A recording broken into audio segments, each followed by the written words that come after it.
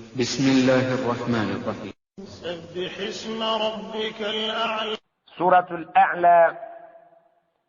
بسم الله الرحمن الرحيم. سبح اسم ربك الأعلى. الله يرجل النبي محمد صلى الله عليه وسلم أنغا مغامبانتي تندر الزيرين يليا كتوندا ويو asingo kubeero wa waggulu wekiriyo kya waggulu. Era nabiyuna Muhammad sallallahu alaihi wasallam bamala okumulagira okutendereza mu ngeri eno mu aya esooka, naffe n'atulagira n'agamba nga bwe bandagidde nammwe mbalagidde aba umma yange, ij'aluha fi sujudikum. Etteeka lino ba aya eno mugiteekere ddala mu nkola nga muli wansi ng'ebyenyi byammwe mubitadde ku ttaka, kyetuva tugamba nti subhana rabbiya al a'la. So nga ate bwe bamugamba nga bwe kiri mu surati al-waqi'a, fasabbih bismi rabbika al-azim. Nabbi n'agamba nga bwe bandagidde, nange aba umma yange mbalagidde ti aya eyo nammwe mugisse mu nkola. ij'aluha fi ruku'ikum. aya eyo nammwe mugiteeke mu nkola, mugisomenga nga muli ku maviivi, kyetuva tugamba nti subhana rabbiya al-azim. alladhi khalaqa fasawwa. Allah subhanahu wa ta'ala alagidde okumutendereza yo ye yatonda buli kintu kyonna kye yatonda, naddala okutondebwa kw'omuntu yamukola fasawwa, n'abeera ng'ali saawasaawa. Ebiyungo bye Allah n'abiteeka mu kifo ky'olaba nti we bisaanidde. Embeera ze n'olaba nga zeezo omuntu Allah subhanahu wa ta'ala ekifaananyi kyemuwa kyekyo kyennyini, talina waajulira nti singa eriiso erimu lyali mu maaso ng'eririmu liri mu mabega, oba okutu okumu nga kuli awali eriiso, okulala nga kuli enkoto. Khalaqa fasawwa, yatonda omuntu mu mbeera eri saawasaawa, nga talina kujulira nti singa kino baakiteeka wano.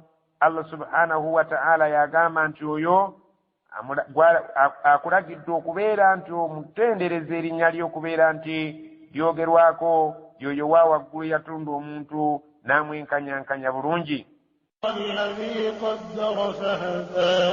Walladhi, yoyo Allah, qaddara, eyagera, fahada, n'alungamya. Buli kintu kyonna yakigera mu ngeri yakyo nga bwe yayagala, ate n'akirungamya ng'okusalawo kwe bwe kwali. Walladhi akhraja al-mar'a. Yoyo Allah subhanahu wa ta'ala akulagidde okumutendereza ng'oyogera ku linnya lye, oyo asinga okuba owa waggulu, yoyo afulumya emiddo okulundirwa ensolo. Allah subhanahu wa ta'ala buyinza bwe okubeera nti ameza emiddo egyo kwe tulundira ensolo zaffe.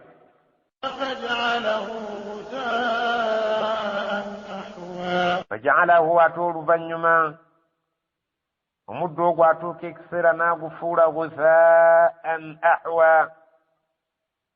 Essubi ekkalu erikyusizza n'ekkala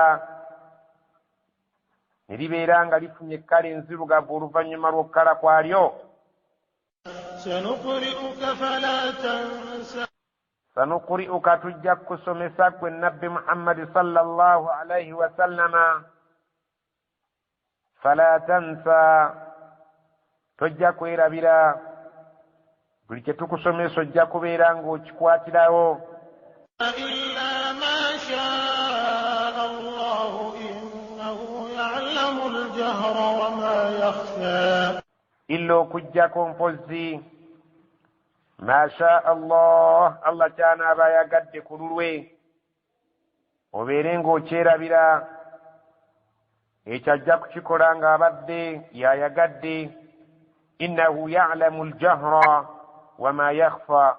Mazima Allah subhanahu wa ta'ala amanyi ebyolwatu, amanyi ebyenkukutu n'ebyo ebyekwese ebyo tutasobola kubeera nga tumanya. wanuyassiruka lilyusra, tujja kwanguyiriza buli wonna awali obwangu, obeere ng'eddiini yaffe togisanga mu buzibu, obeere ng'eddiini yo Allah gy'akusiimidde okubeera nga gy'omusinzirizaamu, tojja kugisanga mu buzibu bwonna, wabula buli kimu ojja kukisanga nga tukikwanguyiriza. فذكر إن نفعت الذكرى. فذكر genda maaso ng'ojjukiza. in nafaati dhikra, bw'olabanga ddala mu butuufu okujjukiza kujjaggasa, genda maaso ng'ojjukiza. tokoowa kujjukiza abantu ddiini ya Allah kubanga abantu beerabize.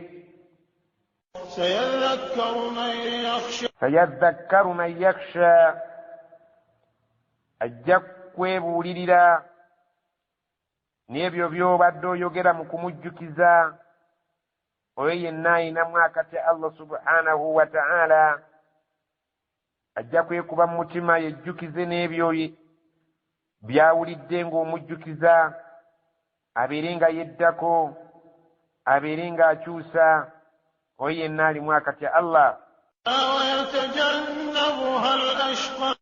ويتجنبها الأشقى, ajja kwewalira ddala ebyo by'ojjukiza nabyo abakkiriza, abeere nga tasobola kwebuulirira nabyo, era talina kyajja kubeera ng'aganyulwamu n'akamu n'akeddagala kubanga ajja kuba yeesambye okujjukiza kwo.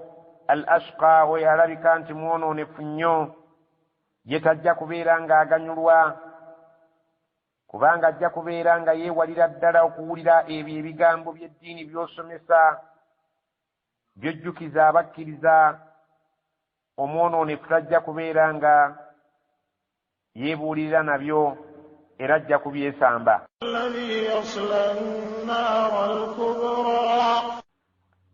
alladhi yasla an-naara al-kubra, yo yenna ajja okuyingira omuliro omunene, oyo yenna aneesamba okujjukiza kwo olw'obwonoonefu bw'anaabeera alina, yeerinde okubeera nti ajja kuyingizibwa eddira eddene ku lunaku lw'enkomerero nga lubadde lutuuse.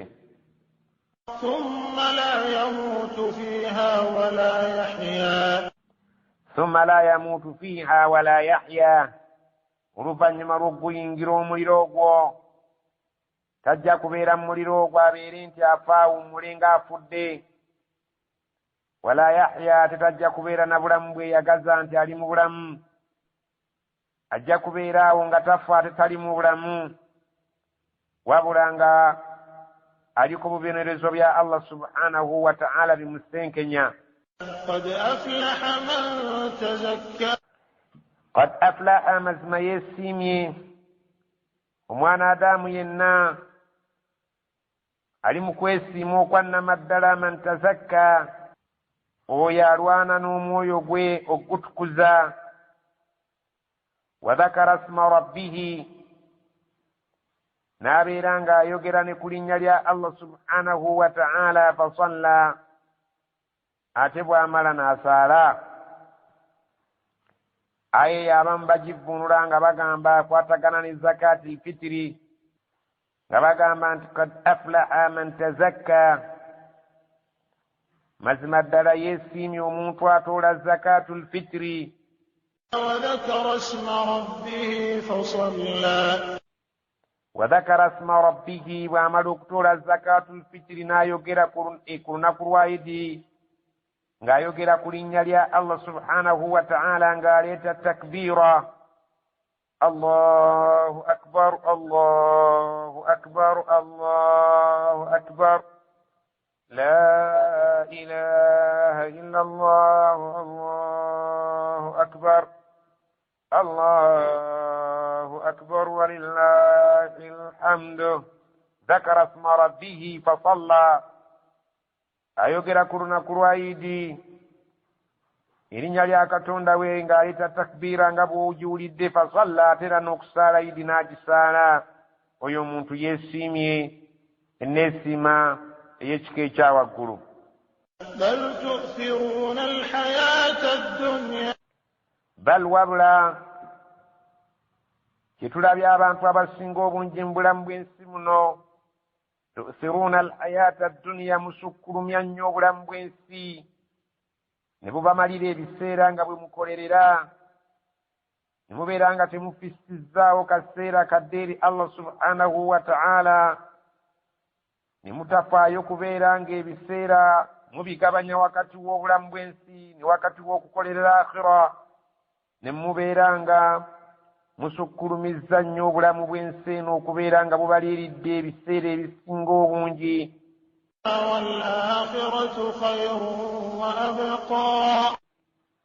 wal-akhiratu khayrun wa abqa, so nga ate olunaku lw'enkomerero lwe lusinga obulungi era wa abqa lwe lw'okusigalawo.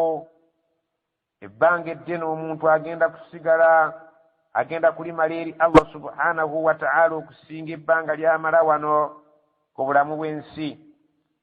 akhira ye yalisinza obulungi omuntu okugirowoozaako n'okugimalirako ennyo ebiseera, kubanga gye tugenda okubeera ebbanga ddene okusinga bwe tuwangaalira wano myaka 6-7-8, naye eri myaka egitamanyiddwa muwendo. kale omuntu omugezi yalibadde ng'akolerera nnyo eri gy'agenda okubeera ng'awangaalira ebbanga eddene okusinga okumala ebiseera bye byonna ng'akolerera wano mu duniya w'agenda okumala akaseera akatono, so nga ate alituuka eri Allah subhanahu wa ta'ala nga bamubanja birwa bye yakola ku duniya asobole okubeera nga yeesiima ku lunaku lw'enkomerero ng'ate talabako yadde kiyinza kumuyisaawo eri Allah subhanahu wa ta'ala. إن هذا لفي الصحف الأولى إن هذا لفي الصحف الأولى، mazima kino kye twogedde wano okutandika ne aya eri egamba nti kad aflaha man tazakka. Allah subhanahu wa ta'ala agamba nti okutandika ne aya ey'e14 okutuuka ku aya eno ey'e17 Allah abiggumiza ng'amaliriza essuula nti inna hadha, mazima ekyo kye twogedde kino kye twogera wano kye twogeddeko ekyo nti kad aflaha man tazakkala fi suhfi al-ula kyawandiikibwa mu bitabo ebyasooka.